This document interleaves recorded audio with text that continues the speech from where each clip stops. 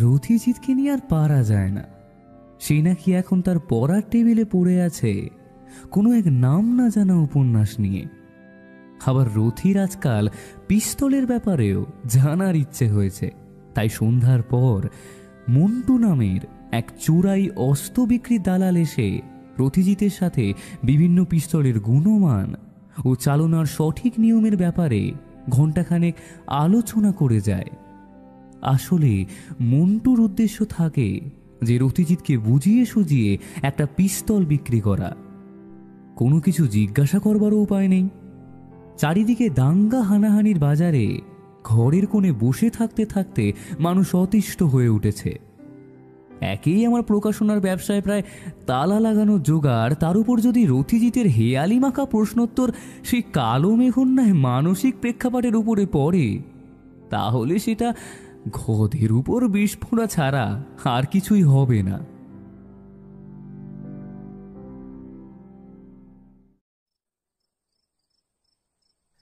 সন্ধ্যার দিকে বৈঠক ঘরে বসে আমার গল্পের বই পড়া অভ্যাস।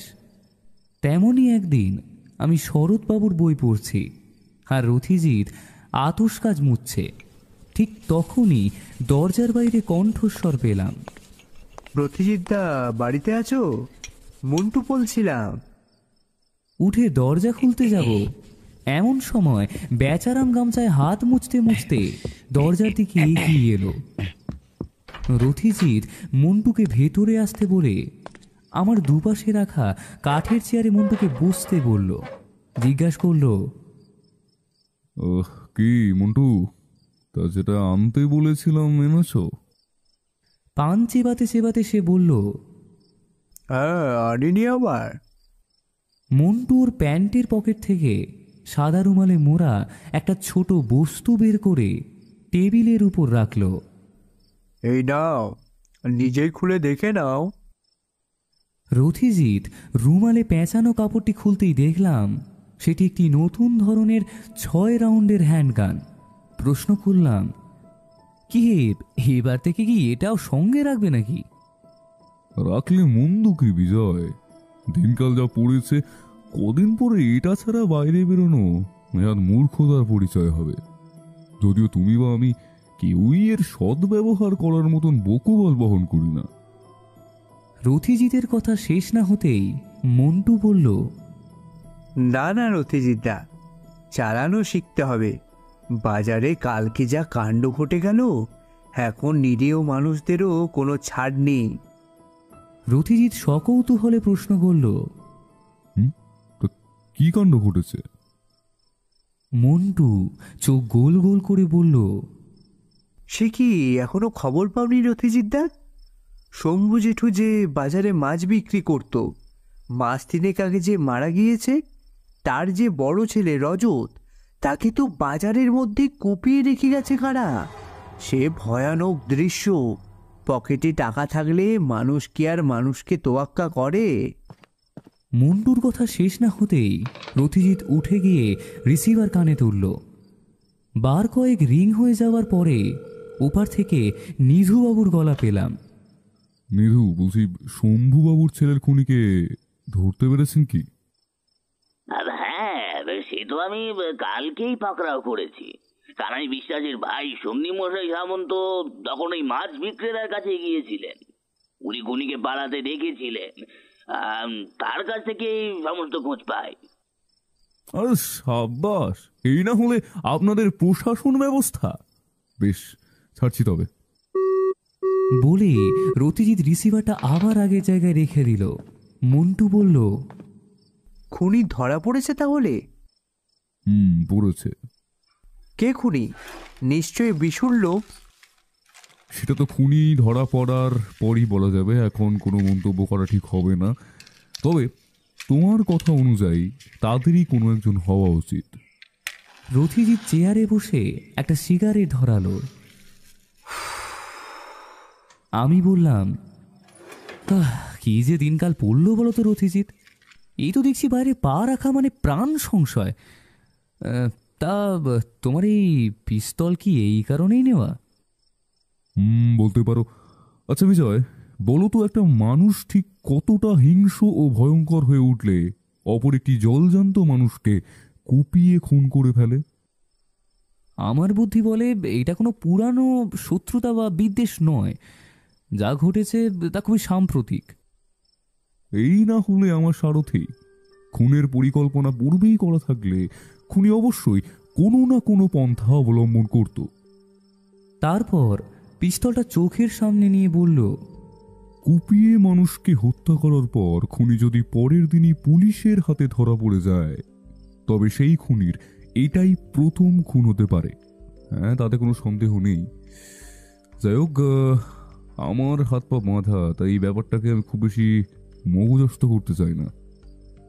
মন্টু সন্দিগ্ধ দৃষ্টিতে রথিজিতের দিকে কিছুক্ষণ চেয়ে তারপরে উঠে দাঁড়ালো। সে বলল, রথিজিদ্দা, আজ তবে আমি আসি। বেশি রাত করাটা ঠিক হবে না, চারিদিকের যা অবস্থা। বলে দ্রুত গতিতে মন্টু ঘর থেকে বেরিয়ে গেল। এমন সময় বেচারাম এসে চা দিয়ে গেল আমাদের। এরপর রথিজিৎ চায়ে চুমুক দিয়ে খানিক চুপ করে বলল, রাজার হস্ত করে সমস্ত কাঙালের ধন চুরি।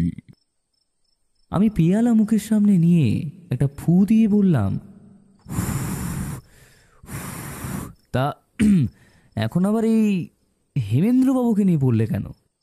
কেন, এতে এত আপত্তি কেন তোমার? না, আপত্তি কেন থাকবে?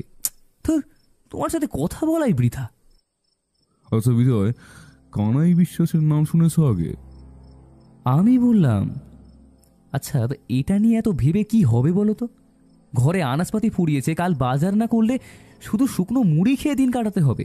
সেটা নিয়ে কি করা যায় সেটা ভাবো। আহা, যা বলছি তার উত্তর দাও বিজয়। আমি আবার বসে পড়ে উত্তর দিলাম, হ্যাঁ, ওনাকে চেনে না এমন মানুষ আশা করি এই নগরে নেই। তাছাড়া নিধুবাবু এলেই তো ওনার নামে কোনো না কোনো প্রসঙ্গ আলোচনা করেন। আমি যতদূর জানি বিদেশি পণ্য কেনা বেচার কারবার করেন। তাছাড়া ওই তেজারতি কারবার তো আছেই। রথিজিৎ আমার কথা শুনে চশমাটা কপালে তুলে নিজেকে আরো একটু এলিয়ে দিল চেয়ারের উপর। আমি মুখস্থ হয়ে যাওয়া খবরের কাগজটা হাতে নিয়ে নিরুদ্দেশের মতো পাতা উল্টাতে শুরু করলাম।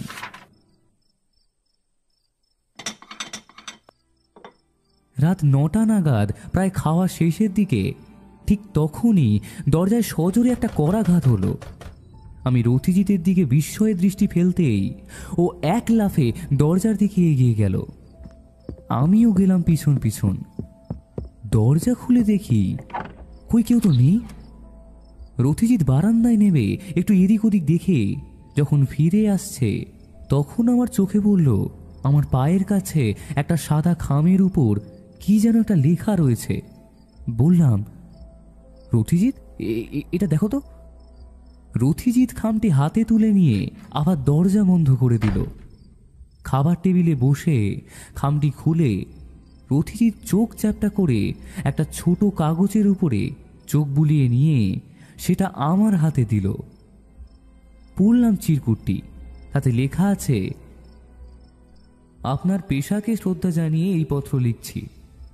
জানি এই কেসটি আপনার হাতে ঘুরে ফিরে এক সময় যাবে, তাই আপনাকে আগে থেকেই সতর্ক করে দিতে চাই। সত্যান্বেষী রথিজিৎকে যদি কখনো এই ঘটনার আশেপাশেও দেখি, তবে আমার তাকে বিপত্নিক করে দিতেও এক ফোঁটাও হাতে কাঁপবে না।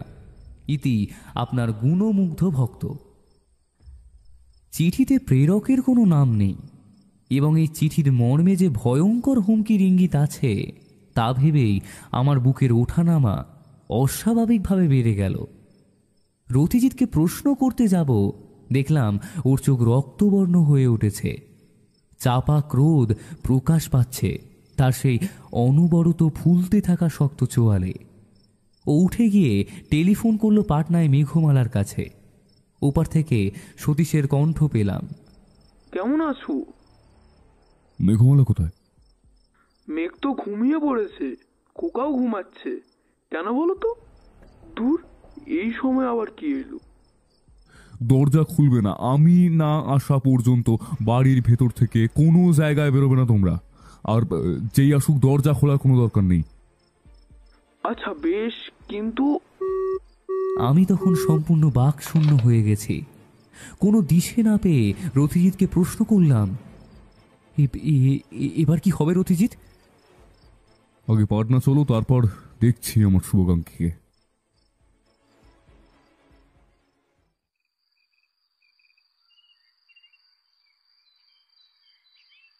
পরদিন পাটনা পৌঁছে রথিজিৎ সতীশের সাথে কোনো কথা না বলে সবার আগে মেঘমালার ঘরে ছুটে গেল।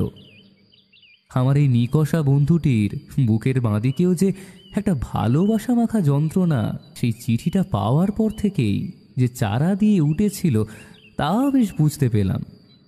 মেঘমালা এতক্ষণে সমস্তটা সতীশের কাছে শুনেছে নিশ্চয়। রথিজিতের এই অবস্থা দেখে আরও যেন একটু বিব্রত হয়ে পড়ল। তারপর বলল, কি হয়েছে? তোমাকে এত চিন্তিত দেখাচ্ছে কেন? না, আর চিন্তা নেই। আমার কর্মজীবনের প্রভাব আমার নিষ্পাপ সহধর্মিনীর উপরে যদি পড়ে, সেই পড়ার সম্ভাবনা যদিও থাকে, তাহলে তো চিন্তা একটু হবেই। মানে? রথিজিৎ পকেট থেকে চিঠিটা বের করে মেঘমালার হাতে দিল।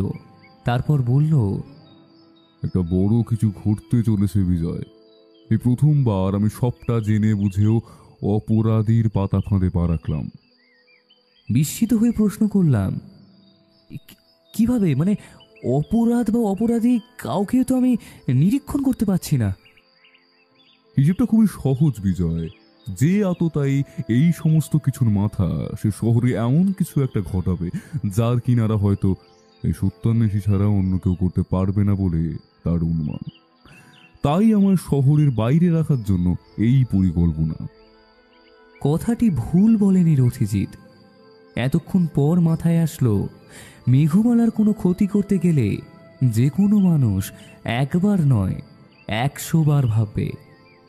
দুশ্চিন্তা সম্পূর্ণভাবে গ্রাস করার আগেই রথিজিৎ বলল, বিজয়, সতীশকে বলো ব্যাগপত্র সব গুছিয়ে নিতে। ওর এখানে একা থাকাটা ঠিক হবে না। তুমি আবার কলকাতায় ফিরবে নাকি? ফিরতে তো হবেই, তবে বাড়িতে নয়। আমার সেই পুরানো মেশে, যেখান থেকে আমার সত্যানুসন্ধান শুরু হয়েছিল। সেই মেশবাড়ি? রথিজিৎ ইতিবাচক মাথা নাড়লে আমি হারিয়ে গেলাম সেই পুরনো দিনের স্মৃতির অন্তরালে।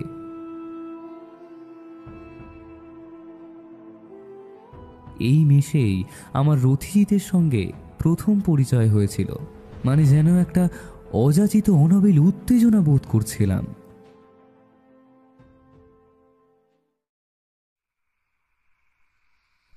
সন্ধ্যার পর তৃপ্তি করে পরপর 2 কাপ চা খাওয়ার পর রথিজিৎ নিধুবাবুর কাছে একটা টেলিফোন করল।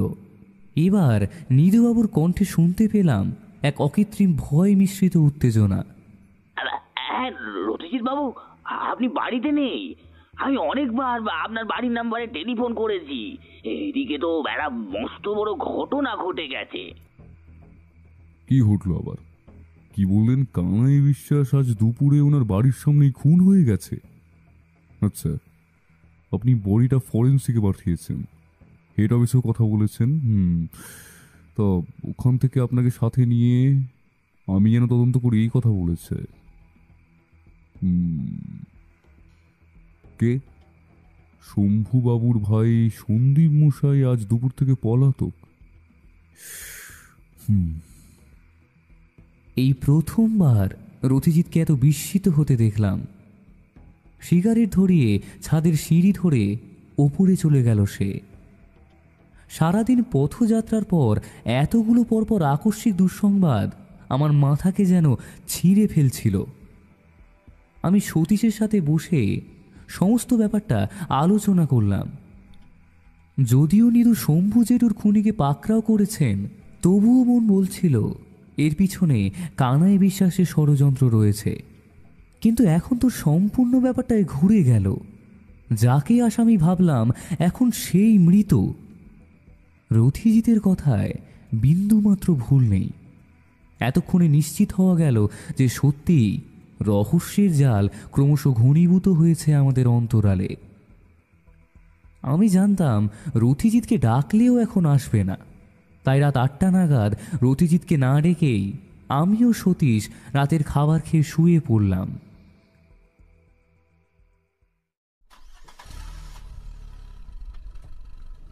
পরদিন সকালে আমরা তড়িঘড়ি করে বেরিয়ে পড়লাম কলকাতার উদ্দেশ্যে। যত গন্তব্যের দিকে এগোচ্ছি তত যেন বুকের ভেতরটা ভারী হয়ে আসছে।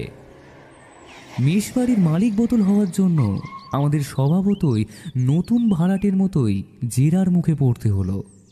যদিও মেঘমালা না থাকলে এই অতিরিক্ত প্রশ্নের উত্তর দিতে হতো না। অসুবিধা হয়ে গেল একটা কারণেই, এখানে জরুরিকালীন যোগাযোগ করার জন্য ঘরে কোনো টেলিফোন নেই। মেষ মালিকের অফিসে একটাই টেলিফোন, তবে সেটা ব্যবহার করা উচিত কর্ম হবে না এটা বলাই বাহুল্য।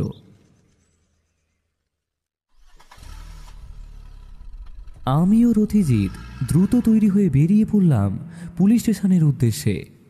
নিধুবাবু থানাতেই ছিলেন।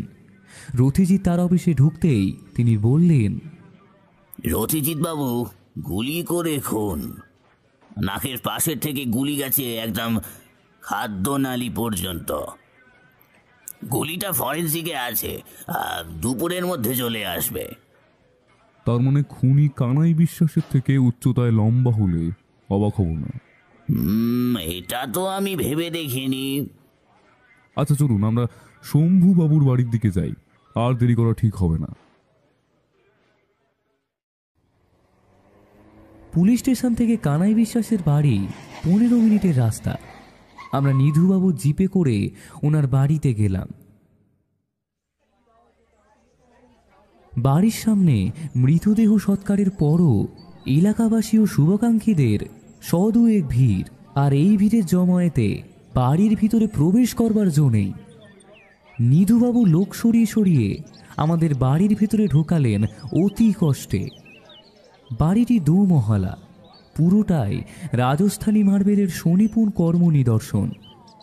নিচের তলার প্রতিটি ঘর বন্ধ এবং বাইরের থেকে তালা লাগানো।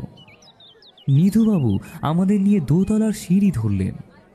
এবার লক্ষ্য করলাম সিঁড়ির মুখেই ডান দিকের থাম ধরে দাঁড়িয়ে আছে একটা বছর 25-এর যুবক।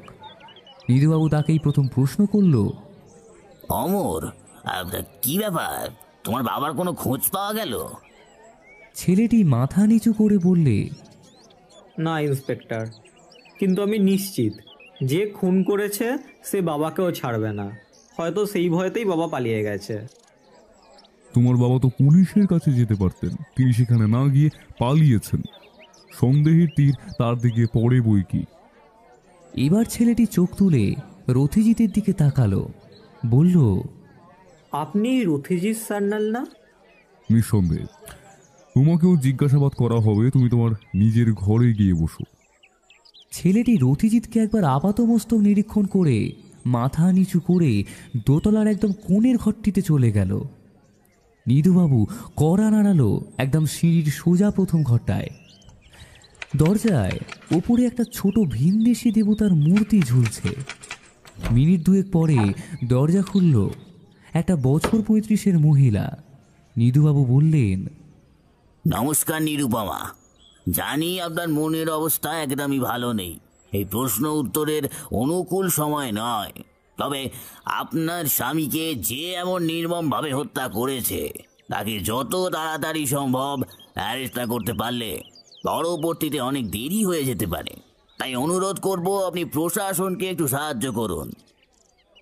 ভদ্র মহিলা কাঁপা গলায় বললেন, আসুন, ভেতরে আসুন।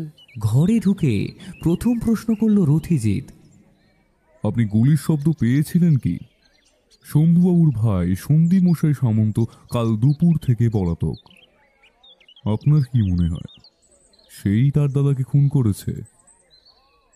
নিরুপমা তার ভিজে আসা চোখ দুটো তুলে রথিজিতের দিকে চেয়ে খানিকক্ষণ চুপ করে রইলেন। তারপর বললেন, সেও তার ভাই এক আত্মা এক প্রাণ ছিল। সন্দীপ মশাই কোনো মতেই এই কাজ করতে পারেন না। শম্ভুবাবু তার সম্পত্তির ভাগাভাগি করেছিলেন দুই ভাইয়ের মধ্যে? না, সম্পত্তি নিয়ে কোনো কথা কখনো হয়নি। তবে বাজারের মাছের দোকানটা শুনেছিলাম উনি ঠাকুরপোর নামে করে দিয়েছেন। এমনকি এই ব্যাপারে মাঝে মাঝে ঠান্ডা কথা চালাচালি হতো যে আর কতদিন বাকি আছে। ওই ভাড়া দোকানের আমার স্বামী সুদের কারবারি হলেও মানুষটির মন খুব বড়।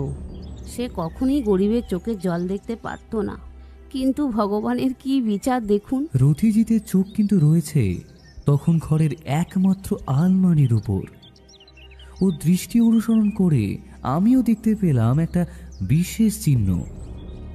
রথিজিৎ সন্দিগ্ধ দৃষ্টিতে আলমারির সামনে এগিয়ে গেল, তারপর বলল, এই আলমারির চাবি কার কাছে থাকে?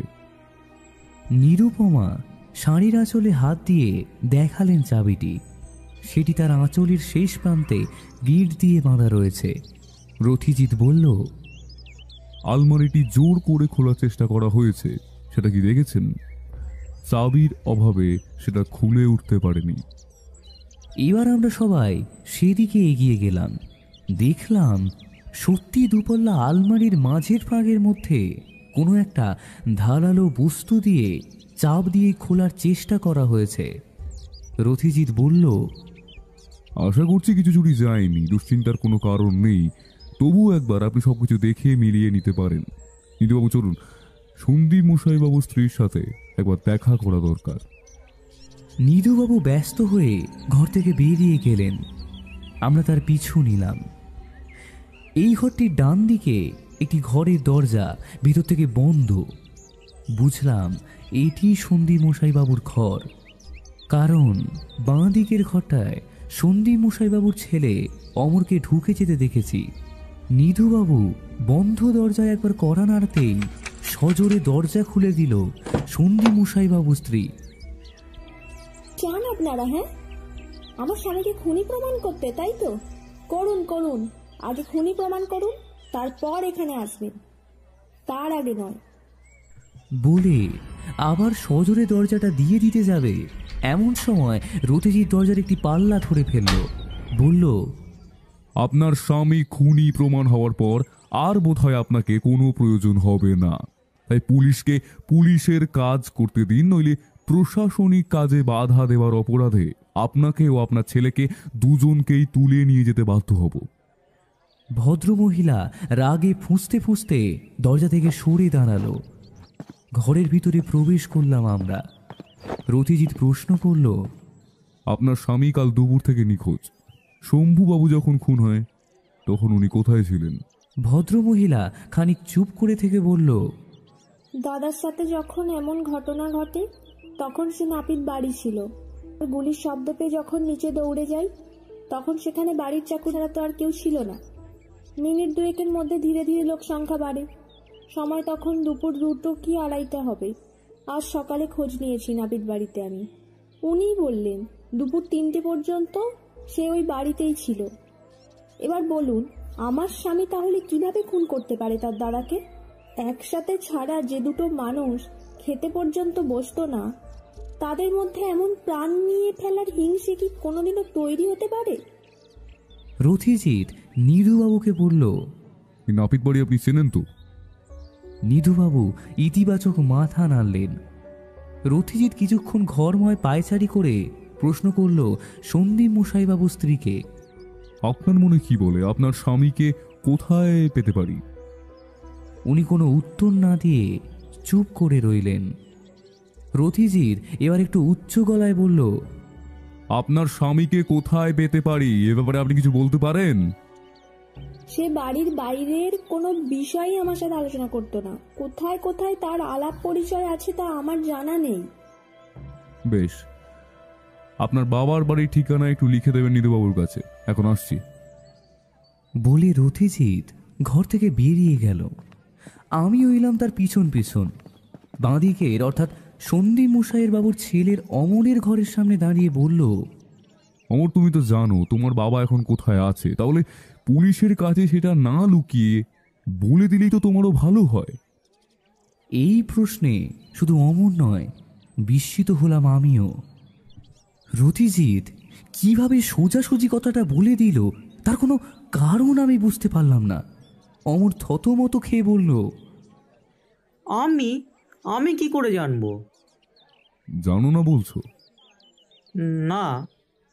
আচ্ছা, তবে তোমার বাবা কোথায় কোথায় যায়, কাদের সাথে ওঠা বসা করে, তুমিও জানো না, তাই তো?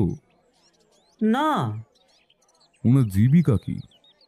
দেখুন, জেঠুর সুদের কারবার দেখাশোনা করতো বাবা, সেই সূত্রে অনেকের সাথেই তার আলাপ।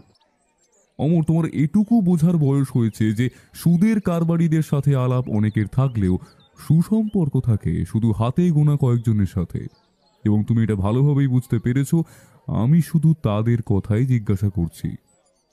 ছেলেটি ঢোক গিলে উত্তর দিল, বাবার বন্ধু বলতে একমাত্র ছিল মাছ ব্যবসায়ী শম্ভু জেঠু। তিনিও মাস দুয়েক হয়েছে মারা গেছে। আমি পড়তে যাওয়ার পথেই দেখতাম ওখানে বসেই ওরা গল্পগুজব করত। আর কারোর কথা আমার তেমন জানা নেই, কিন্তু কেউ জেঠুর আগে শম্ভু জেঠুকেও মেরে ফেলেছে। রথিজিৎ বাবু, তাহলে কি আমার বাবাকেও? নিশ্চিত বলতে পারবো না, কারণ সে প্রশাসনের চোখের আড়ালে রয়েছে। তোমার উপর একটা দায়িত্ব দিতে চাই আমি। বলুন। তোমার বাবার ব্যাপারে কোনো খোঁজ খবর পেলে অথবা পরেও যদি তোমার কিছু মনে পড়ে, তুমি অবশ্যই পুলিশ স্টেশনে ফোন করে জানাবে। তোমাদের চাকর হরেন কি এখানেই থাকে? না, ওর বাড়ি ওই পশ্চিম পাশের বস্তিতে। তার উচ্চতা আন্দাজ করতে পারো? উচ্চতা ওই আমার মতনই হবে হয়তো, কিন্তু উনি বৃদ্ধ মানুষ। ধন্যবাদ, চলো বিজয়। বাইরে এসে দেখি নিধুবাবু সন্দীপ মশাইবাবুর শ্বশুর বাড়ির ঠিকানা লিখিয়ে নিয়ে ঘর থেকে বেরোচ্ছে। রথিজিৎ বলল, এই ঠিকানায় লোক পাঠিয়ে দিন, তন্ন তন্ন করে খুঁজতে বলুন, দেখুন পলাতকের কোনো খোঁজ পাওয়া যায় কিনা। বিকেল হতে চলল, আজ আর নয়, আপনি ফরেন্সিক রিপোর্ট নিয়ে সন্ধ্যায় আমার মেসে আসুন। বিজয়, ঠিকানাটা লিখে নাও। মেসের ঠিকানা নিধুবাবুকে দিয়ে আমরা ফিরে এলাম।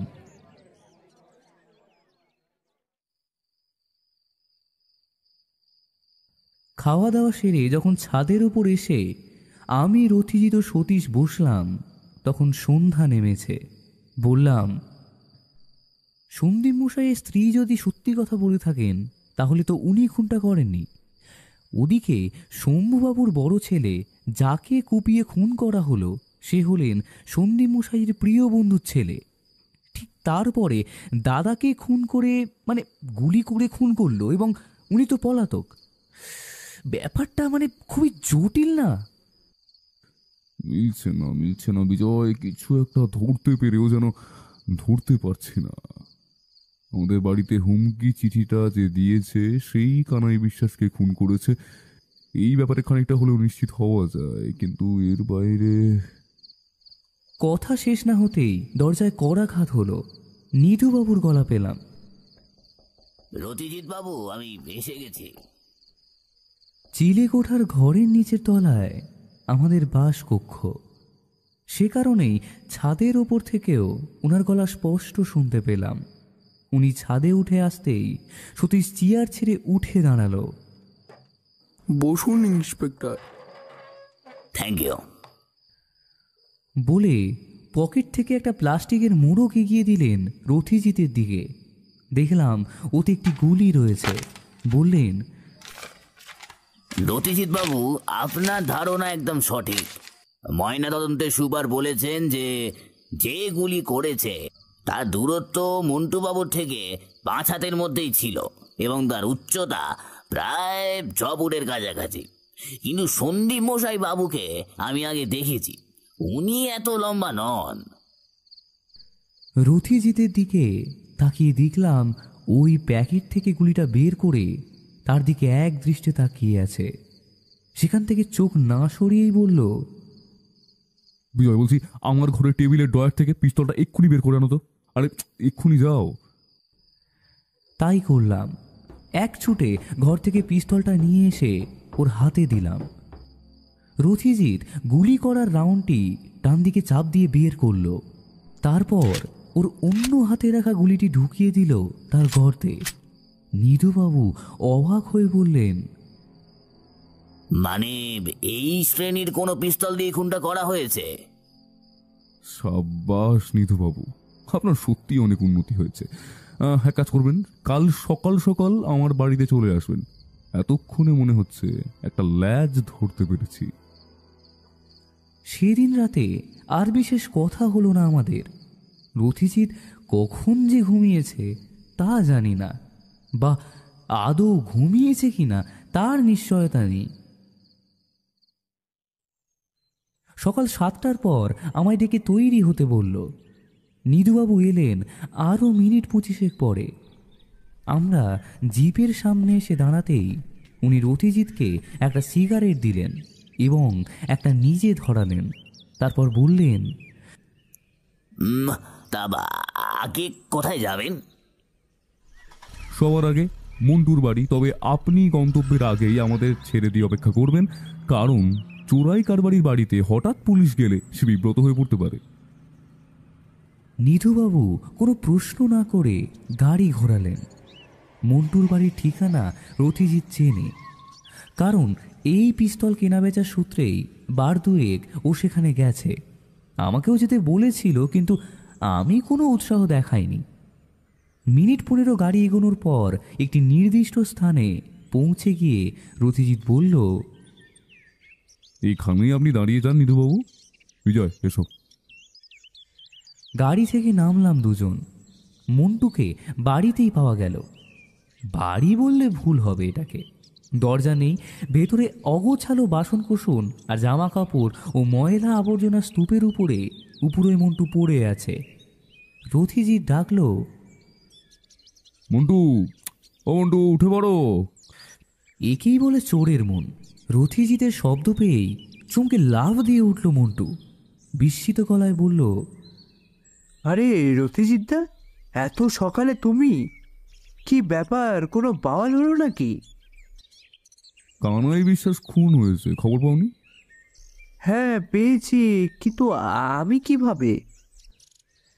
রথিজিৎ পকেট থেকে ওই গুলিটি বের করে মন্টুর হাতে দিল। তারপর বলল, এইগুলি কোন বন্দুকের আশা করি তুমি জানো।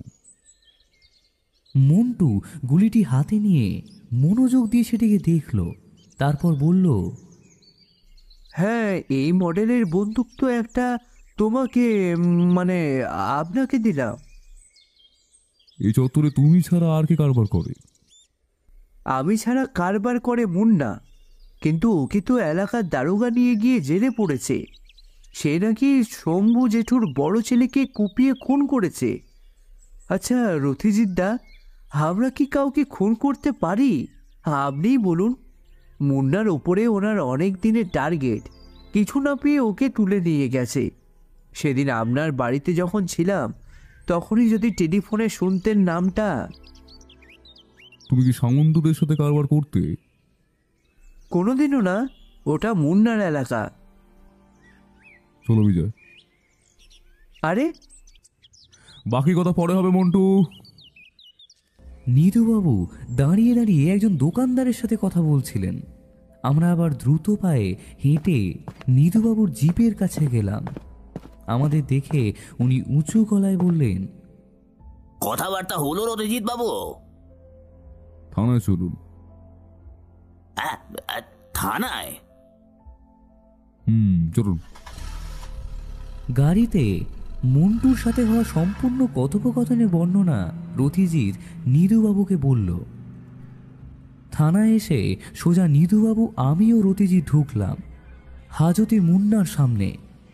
ছেলেটির বয়স হবে ওই 30-31। গায়ের রং ফর্সা এবং সদ্য গজানো খোঁচা খোঁচা দাড়ি দেখেই বোঝা যায় চোরাই কারবার করলেও নিজের চেহারা যাতে সেটা প্রকাশ না পায় সেই ব্যাপারে ছেলেটি সম্পূর্ণ সচেতন থাকে। রথিজিৎ একটা চেয়ার টেনে নিয়ে ওর মুখের সামনে বসল। তারপর গড়িটা পকেট থেকে বের করে ওর চোখের সামনে ধরে বলল, দেখো তো এই টোটার পিস্তল তুমি কাকে কাকে দিয়েছ? মুন্না উত্তর দিতে বেশি সময় নিল না, বলল, বাবু, স্বাভাবিক পিস্তলের আয়তনের থেকে এই পিস্তলের আকার অনেক ছোট। এটা এক ধরনের বিশেষ রকমের পিস্তলের টোটা। খুব বেশি মানুষের কাছে এই পিস্তল নেই। আমি একজনকেই এই পিস্তল বেচেছি। উনি হলেন কানাই বিশ্বাসের ভাই সন্দীপ মশাই সামন্ত। তাও সেটা বেশি দিন আগে নয়, দিন 15 হলো। আপনি সন্দীপ মশাইয়ের শ্বশুর বাড়িতে লোক পাঠিয়েছেন? প্রশ্নটা করলো নিধুবাবুর উদ্দেশ্যে। হ্যাঁ, সকালেই পাঠিয়ে দিয়েছি। মুন্না নামের ছেলেটি রতিজিতের পা জড়িয়ে ধরল, বলল, বাবু, আমি কাউকে খুন করিনি, বিশ্বাস করুন, আমি কিছু জানি না। চুপ কর, আমার চোখে ফাঁকি দিবি তুই? নিজে খুব শেয়ানা ভাবিস না? একটু ব্যস্ত আছি এখন, তাই তোকে ওষুধটা সময় মতো দিতে পারছি না, নইলে। একে বেশি দিন হাজতে না রেখে কোর্টে তুলুন এবং ফাঁসির ব্যবস্থা করুন নিধুবাবু। রতিজিতের মুখে কথাটি শোনার সাথে সাথে মুন্না আঁতকে উঠল, কাঁদো কাঁদো গলায় বলল, বাবু, চোরাই কামড়া করি বটে, তবে তবে খুন করার মতো হিংস্র আমি নই। পেটের জ্বালায় আমি এই কাজ করেছি। কানাই বিশ্বাসের ভাই সন্দীপ মশাই সামন্ত আমার আমার অনেক পুরনো খদ্দের। উনি উনি খুনের আগের দিন সন্ধ্যাবেলা আমার বাড়িতে যায়। আমায় 10 মন্টুজার টাকা দিয়ে বলে, শোন, কাল একটা বডি পড়বে, তুই আমার হয়ে মাত্র কটা দিন হাজতে কাটিয়ে দেবুন না, আমি তোকে নিজে গিয়ে ঝাড়িয়ে আনবো। আজ রাতে দরজা খোলা রেখে ঘুমাস। আর এই নে, এই টাকাটা রাখ, হাজত থেকে বেরোনোর পর আবার এতটাই পাবি। তোকে আর এসব ব্যবসা করতে হবে না, আমি তোকে আরো বড় ধান্দা করিয়ে দেবো।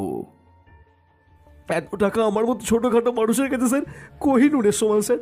তাই আমি তার কথা মতো কাজ করি।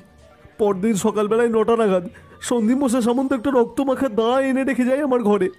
মন্টুপাতে বলে, আর শোন, এই দাটা যেন পুলিশ দেখতে পায়। বলেই উনি দৌড়ে পালিয়ে গেলেন। তুমি ধরেছিলে অস্ত্রটা? না বাবু। তাহলে তারপরেই তবে আমার কাছে করে টেলিফোন। অস্ত্রটা ফরেন্সিকে দিয়েছিলেন নিধুবাবু? না, মানে যেখানে খুনির নামে আগের থেকেই থানায় বেশ কয়েকটা খারাপ রিপোর্ট রয়েছে, তাই আর। সেটাই স্বাভাবিক, তবে আপনার এই বিশ্বাসকে অস্ত্র বানিয়েছে সন্দীপ মশাই বাবু, এটা এখন বুঝতে পারছেন তো? নিধুবাবু মাথা নিচু করে চুপ করে রইলেন। রতিজিৎ বলতে থাকলো, এখানে থাকলে সেটিকে 70 ফরেন্সিকে পাঠান, অথবা যদি ওটি ফরেন্সিকে থাকে তাহলে তার আঙুলের ছাপের একটা রিপোর্ট বার করতে বলুন। ভালোই হয়েছে এখনই জানা গেল, নইলে দিন 10 পর থেকে কোনো ধাতব বস্তুর উপরে পড়া আঙুলের ছাপ মিলিয়ে যেতে শুরু করে। যাক, আর দেরি করে লাভ নেই, কনস্টেবলকে নির্দেশ দিয়ে চলুন। কোথায় যাবেন? সন্দীপ মশাই সামন্ত প্রিয় বন্ধু প্রয়াত শম্ভু বাবুর বাড়ি। আমরা আবার বেরিয়ে পড়লাম। মুন্নার চোখ মুখ দেখেই বোঝা যায় ও খুনটা করেনি। আসামিদের চোখে যে গুপ্ত ভয় এতদিন রতিজিতের দৌলতে দেখে এসেছি, তা ওর চোখে নেই। শম্ভুবাবুর বাড়ি কানাই বিশ্বাসের বাড়ির অনতি দূরে, পাকা একতলা বাড়ি। বাড়ির উঠানে একটি নির্দিষ্ট স্থানে 2টি ধূপ জ্বালানো হয়েছে, সেটাও বেশিক্ষণ আগে নয়। বারান্দার দিকে এগোতেই একজন ধূসর কাপড় পরা বছর 35-এর মহিলা আমাদের দিকে এগিয়ে এলেন। নিধুবাবুকে খাকি উর্দিতে দেখেই বোধ হয় একটু থতমত খেয়ে বললেন, পুলিশবাবু আপনি? সন্দীপ মশাই বাবু আপনার বাড়িতে শেষ কবে এসেছিলেন? উনি তো আমাদের বাড়িতে তেমন আসতেন না। নিধুবাবু সার্চ করুন, কথোপকথন করে সময় নষ্ট করে কোনো লাভ নেই। এমন সময় বারান্দায় আরেকটি সাদা ধুতি ও পৈতে কাটি বাঁধা ছেলে বারান্দায় এসে দাঁড়ালো। এই মানুষটির প্রধান বৈশিষ্ট্য এর উচ্চতা প্রায় 6.5 ফুট, বয়স এই 27 কি 28 হবে। নিধুবাবু রতিজিতের নির্দেশ মতো ঘরের দিকে এগোতেই সে দ্রুত পাশের আরেকটি ঘরে ঢুকে গেল। রতিজিৎ ব্যাপারটি লক্ষ্য করে প্রায় তার সাথে সাথে এই ঘরের মধ্যে ঢুকলো, বলল, কি ব্যাপার, হঠাৎ ব্যস্ত হয়ে উঠলে যেমন? না মানে, তোমার নাম কি? রতন হাজরা। আমি শম্ভু হাজরার ছোট ছেলে। বেশ রতন, তোমার বাবার বন্ধু ছিলেন সন্দীপ মশাই সামন্ত, তার ব্যাপারে তুমি কতটুকু জানো আমাদের বলো। আর তোমার দাদার মৃত্যুর ব্যাপারে তুমি যা যা জানো আমাদের খুলে বলো। রতিজিৎ প্রশ্ন করতে করতে ঘরের টেবিলের উপরে রাখা বই, পেনদানি, এমনকি খাটের তলায় পর্যন্ত ভালো করে চোখ বোলাতে শুরু করলো। ছেলেটি বলল, ওনাকে আমি তেমন চিনি না, শুধু দেখেছি কয়েকবার। আর দাদাকে কেন মারলো তাও আমার জানা নেই। দেখলাম রথিজিৎ খাটের তলা থেকে একটি ছোট বাটি বের করে সেটি নাকের সামনে নিয়ে কয়েকবার শুঁকল, তারপর বলল, পিস্তল পরিষ্কার করার তেল তুমি কোন কাজে ব্যবহার করো রতন? ও, ওটা তো পিস্তলের তেল। আমার কাছে কিচ্ছু লুকানোর চেষ্টা করো না রতন। নিজের থেকে যদি না বলো তবে অন্য ব্যবস্থা নিতে হবে। রতন একটু ইতস্তত করে বলল, না মানে আমার দাদা একটা পিস্তল কিনেছিলেন, আমি মাঝে মাঝে সেটাকে পরিষ্কার করেই রেখে দিতাম আর কি, তাই বাটিটা ওখানে রয়ে গেছে। মাছের ব্যবসা করতে প্রয়োজন হয় ধারালো বটির, পিস্তল সেখানে কোন কাজে লাগে বলতে পারো? রজতের চোখে অযাচিত ভয় ও ক্রোধ মিশ্রিত একটা প্রতিবাদ লক্ষ্য করলাম। রথিজিৎ বলে চলল, পিস্তলটা এক্ষুনি বের করো। নিধুবাবু, এদিকে আসুন একবার, বের করো পিস্তলটি রতন। ছেলেটি শরীরের সব শক্তি ত্যাগ করে খাটের উপরে বসে পড়ে বলল, না মানে আপনারা কি আমার কথাটা শুনবেন? তোমার কথা শুনবো না এমন একবারও বলিনি, পিস্তলটা আগে বের করো। ছেলেটি বিছানার এক কোণের জাজিম তুলে সম্পূর্ণ রথিজিতের পিস্তলটির বলা যায় আরেকটি ডুপ্লিকেট কপি বের করলো। রথিজিৎ নিধুবাবুকে বলল, ওটি রুমাল দিয়ে ধরে আনুন। এই পিস্তল যখন এই অঞ্চলে মাত্র দুটোই রয়েছে, অর্থাৎ যার একটি আমার কাছে এবং আরেকটি এটা, সুতরাং কানাই বিশ্বাসের জীবন যে এই পিস্তলটি নিয়েছে এ ব্যাপারে আমি নিশ্চিত। নিধুবাবু অতি সাবধানে রুমাল দিয়ে যত্ন করে ধরে নিয়ে এলেন। রথিজিৎ রতনের পাশে বসে বলল, এবার বলো তোমার কি বলার আছে। প্রথমেই বলে রাখি, শম্ভুবাবুকে আমিই খুন করেছি। সেটা তোমার উচ্চতা ও শম্ভুবাবুর শরীরে প্রবেশ করা গুলির গতিপথ মেলালেই প্রমাণ পাওয়া যায়, কিন্তু কেন করলে এখন সম্পূর্ণ পুঙ্খানুপুঙ্খভাবে বলো। রতন বলতে শুরু করলো, সন্দীপ মশাই বাবার প্রিয় বন্ধু ছিলেন। বাবা মারা যাওয়ার পর দাদা বাবার মাছের যে দোকানটা ছিল সেটাই দেখাশোনা করত। দাঙ্গা মারপিটের কারণে শুধু সকালবেলাই ব্যবসাটুকু চলতে পারত, আর বিকালের দিকে দোকানটাকে বন্ধ করে দেওয়া হতো। আমি রোজ দুপুর 2টোর পরে যেতাম দোকানে। বাবা মারা যাওয়ার পরেও সন্দীপ মশাই দোকানে মাঝে মাঝেই আসতেন। শেষ কয়েকদিন ধরেই শুনছিলাম সন্দীপ মশাই দাদাকে কি যেন বলছিলেন। দেখ রজত, অনেক তো ব্যবসা করলি, কদিন দোকান বন্ধ রাখ। এমনিতে সময় এখন ভালো না, আবার শম্ভু বাজারে অনেক দেনা করে রেখেছে, আর দাদার কাছ থেকে যা টাকা নিয়েছিস তাই বাজারে ব্যবসা করে শোধ করতে পারবি না। এতে তোর আরো লস হচ্ছে, দোকান ছেড়ে দিয়ে দে। দাদাকে বলে পরে বাজার ভালো হলে আমি তোকে একটা দোকান দেখে দেবো। দোকান ছাড়লেই হয়, দেনার টাকা না হয় না দিতে পারলাম, সংসারটা তো চালাতে হবে। আর শম্ভু বাবু বাগনা ভাল্লুক, আমার কাছে দোকানের শংসাপত্র আছে। উনি নিজেই বাবাকে 10 বছরের জন্য দোকান দিয়েছিলেন, এখন যেটা আমি সামলাচ্ছি। আমি সব জানি রজত, কিন্তু তুই আমার প্রিয় বন্ধুর ছেলে, আমার নিজের ছেলের মতন। তোর সাথে দাদা ঝামেলা মামলা মোকদ্দমা হোক আমি চাই নে রে। আর ব্যাপারটা মামলা পর্যন্ত গেলে আমি নিশ্চিত দাদা টাকার জোরে তোকে হাজতে ঢুকিয়ে দেবে। এর থেকে আমার কথা শোন। দেখ রতন, তোর দাদাকে বোঝা এভাবে ঝামেলায় না জড়াতে। যা খবর পেলাম দাদা কিন্তু পরিকল্পনা করে নিয়েছে রজতকে আর রাখবে না। ও আমার ছেলের মতো, আর কত বোঝাবো ওকে। এখানে এখন উপায় একটাই, কিন্তু কাজটা যে তোকেই করতে হবে। বললাম, আমায় কি করতে হবে বলুন? এই বন্দুকটা তুই রাখ। কোনো ক্ষতি করার আগে তুই নিজেই কানাই বিশ্বাসকে শেষ করে ফেল। অন্যায় যে সহ্য করে সে হলো সব থেকে বড় পাপী রতন। আরে কাগজপত্র থাকার সত্ত্বেও কানাই বিশ্বাস তো দাদাকে দোকান থেকে বের করে দিতে পারবে। আমি সাধারণ মধ্যবিত্ত ঘরের ছেলে, ওনার বলা কথাগুলো খুব ভালো করে বুঝতে পারলাম ঠিকই, কিন্তু ওনার নির্দেশ অনুযায়ী কোনো মানুষকে খুন করার মতো প্রবৃত্তি আমার তখনও জন্মায়নি। দাদা ওদের হাতে যতটুকু জখম হয়েছিল তাতেই 2 দিন দোকানে যেতে পারেননি। তৃতীয় দিন ভোর ভোর নাগাদ দোকানে চলে যায় এবং দোকান খোলার আধ ঘন্টার মধ্যেই খবর পাই যে দাদা। বলুন বলুন আমি কি করে নিজেকে আটকে রাখবো যেখানে আমি জানি কে খুন করেছে। অনেক বড় বড় থানা পুলিশ ওনার কেনা রয়েছে, সন্দীপবাবুর মুখেই সেই কথা শুনেছিলাম আমি। তাই ওখানে গিয়ে যে কোনো কাজ হবে না তাই ভেবেই আমি কানাইবাবুকে। সন্দীপ মশাই বলেছিলেন উনি দুপুরে খাবার খেয়ে 2টোর পরে হাত নিয়ে রাস্তায় আসেন পাখিদের খেতে দেওয়ার জন্য।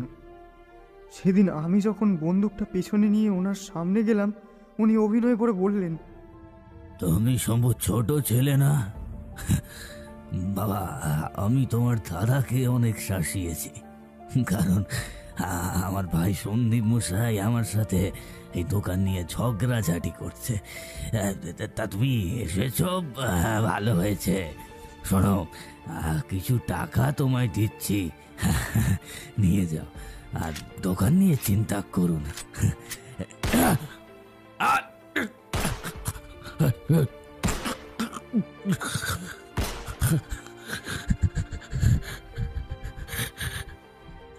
আমি ওনাকে শেষ করে দিই।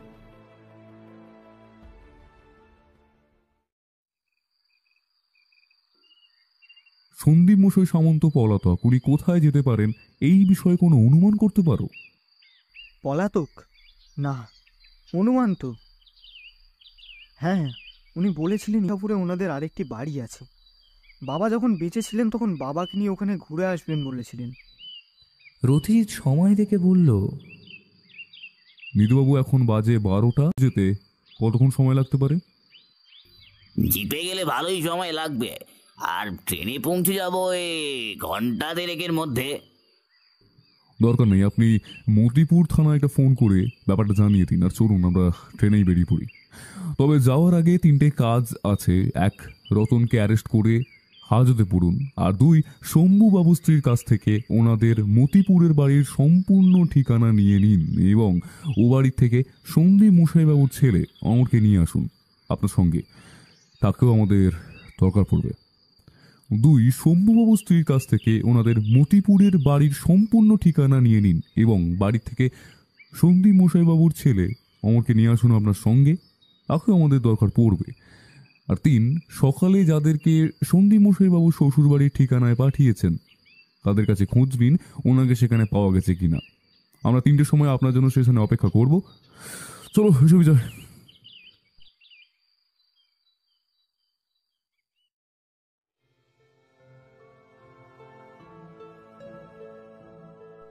আমরা বাড়ি চলে এলাম। দুপুরের খাবার খেয়ে দুজনেই তৈরি হলাম স্টেশনের উদ্দেশ্যে বেরোনোর জন্য। মেঘমালার মুখ দেখেই জমে থাকা অভিমানের আঁচ পাওয়া যায়। তখনও তাই পেলাম। এই মেসে ঢোকা পর্যন্ত এখনও রথিজিৎ তার সাথে সেভাবে কথা বলেনি, ভালোভাবে কথা বলার সময় পায়নি। সতীশকে ফিরতে দেরি হতে পারে বলে বেরিয়ে পড়লাম। স্টেশনে পৌঁছে দেখি আমাদের আগেই নিধুবাবু অমরকে নিয়ে এসে উপস্থিত আছেন। বললেন,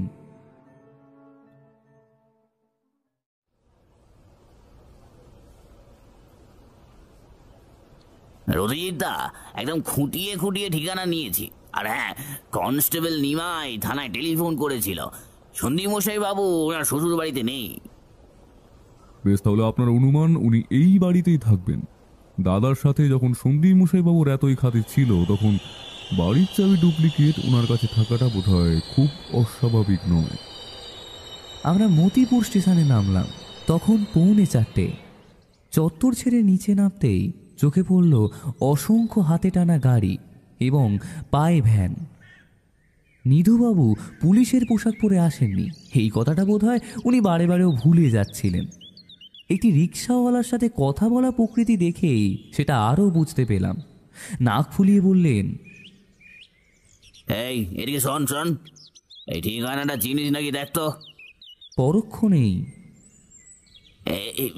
একটু দেখুন তো ভাই। রিক্সাওয়ালা চেনেন বলে দাবি রাখতেই আমরা দুটো রিক্সা নিয়ে রওনা দিলাম। একটায় আমি ও নিধুবাবু, আর অন্যটিতে রথিজিৎ বসেছে সন্দীপ মশাই সামন্তর ছেলেকে নিয়ে। রথিজিৎ পুরো যাত্রাপথে হাতে গোনা কয়েকটা কথা ছাড়া আর কিছুই বলেনি। বুঝতে পারলাম ওর মাথায় সম্পূর্ণ ঘটনাটির উপসংহার ঘোরাফেরা করছে। নির্দিষ্ট ঠিকানায় পৌঁছে ফল পেলাম যন্ত্রের মতো। এই বাড়ির ভিতরে কোনো মানুষ আছে এই বিষয়ে নিশ্চিত হওয়া গেল। এটি একটি পুরনো আমলের দুতলা বাড়ি এবং বাড়ির দরজা ভেতর থেকে বন্ধ। রথিজিৎ নিচু গলায় অমরকে বললে, তোমার বাবাকে ডাকো, বলো বাড়িতে পুলিশ এসেছে, আমাদের তুলে নিয়ে যাওয়ার হুমকি দিচ্ছে। তুমি এখানে কেন লুকিয়ে আছো? ছেলেটি সরলভাবে পুরো ব্যাপারটা শুনে মাথা নাড়ালো। রথিজিৎ দরজায় বার কয়েক চাপড় দিতেই হাতের ইশারায় ওকে বলতে বলল, বাবা বাবা, বাড়িতে পুলিশ এসেছে, আমাদের তুলে নিয়ে যাওয়ার ধমকি দিচ্ছে। তুমি এখানে কেন লুকিয়ে আছো? দরজা খোলো বাবা, দরজা খোলো। একেই বলে রক্তের টান আর অপরাধীর চোখ কান। যে সর্বদা অতিমাত্রায় সজাগ থাকে তার প্রমাণ পাওয়া গেল তৎক্ষণাৎই।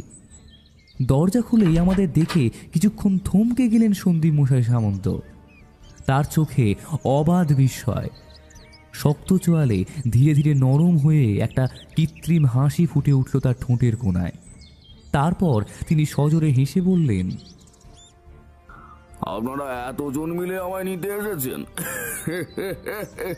একেই বলে ঘোড়ার আড়াই লাফ। সত্যি অতিজিৎ বাবু, আপনার কোনো জবাব নেই।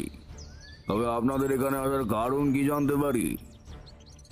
কারণটা না হয় সর্বসমক্ষে গিয়েই বলি, চিন্তা নেই। আমরা ট্রেনে এলেও আপনাকে প্রাইভেট গাড়িতে করেই নিয়ে যাব, তাও আপনারই পুঁজিতে। কারণ আপনার মতো ছোটখাটো আসামিকে ধরতে সরকারি তেল পুরোনোটা আমি নিতান্তই অনুপযুক্ত বলে মনে করি। আসামি? আপনি যেহেতু এত দূর এসেছেন, তখন আশা করি এটাও জানেন যে খুনটা কে করেছে। জানি। আপনার দাদা কানাই বিশ্বাসকে খুন করেছে মাছ ব্যবসায়ী শম্ভুবাবুর ছোট ছেলে রতন, এবং শম্ভুবাবুর বড় ছেলের খুন করেছে শম্ভুবাবুর প্রিয় বন্ধু সন্দীপ মশাই সামন্ত, অর্থাৎ আপনি। চলুন বাকিটা প্রমাণ হাজতে গিয়েই বলি, এতে আপনারা বুঝতে সুবিধা হবে। একটি লাল অ্যাম্বাসেডার স্টেশনের পাশের থেকে ভাড়া করে নিয়ে আমরা ফিরলাম কানাই বিশ্বাসের বাড়িতে।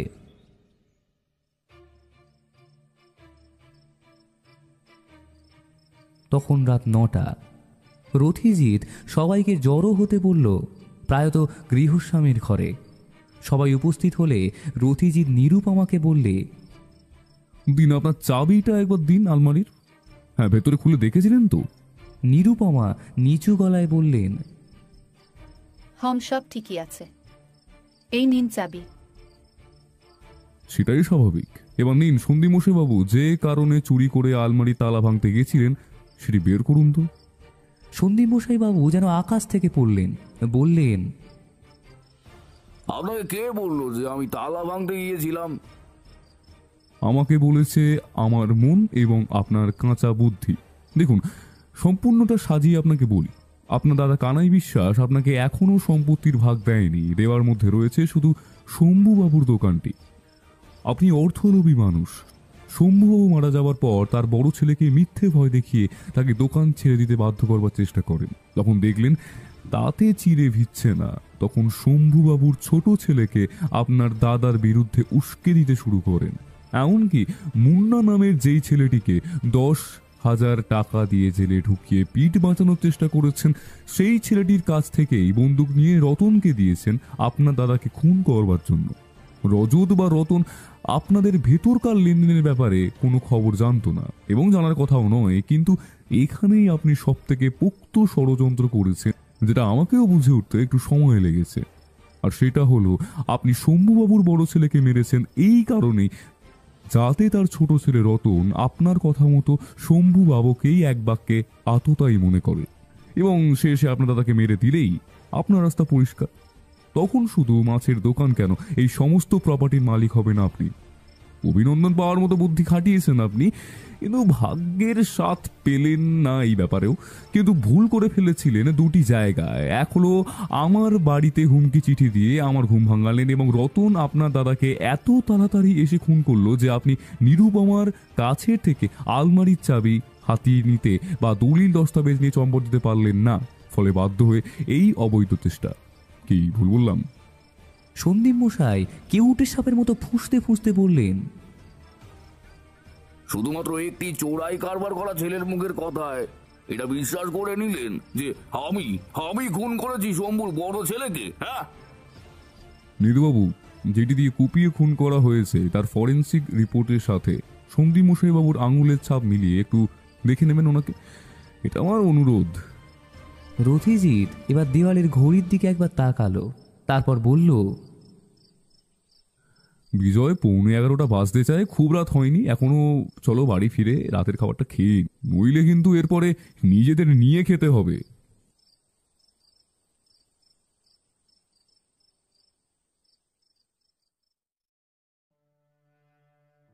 আপনারা এতক্ষণ শুনছিলেন মায়াবতীর কলমে লেখা বিদ্বেষের জালে। আজকে সূত্রধার এবং কথকের চরিত্রে আমি সৌম, অন্যান্য চরিত্রে সৌম, সন্দীপ জুনিয়র, তমাল, দিব্যেন্দু, ঈশিতা, সুপর্ণা ও নিহারিকা। সাউন্ড ডিজাইন, মার্জিং এবং পোস্টার ডিজাইনে আমি সৌম, স্ক্রিপ্টিংয়ে নিহারিকা। আশা করছি গল্পটি আপনাদের ভালো লেগেছে। ভালো লাগলে অবশ্যই একটি লাইক করে দেবেন এবং কমেন্ট করে জানাবেন আপনাদের কেমন লেগেছে, এবং অবশ্যই একটি শেয়ার করে দেবেন। আর এরকম গল্প আরও শুনতে হলে আমাদের চ্যানেলটিকে সাবস্ক্রাইব করুন। তাহলে আজ চলি, দেখা হচ্ছে পরের গল্পে। ধন্যবাদ।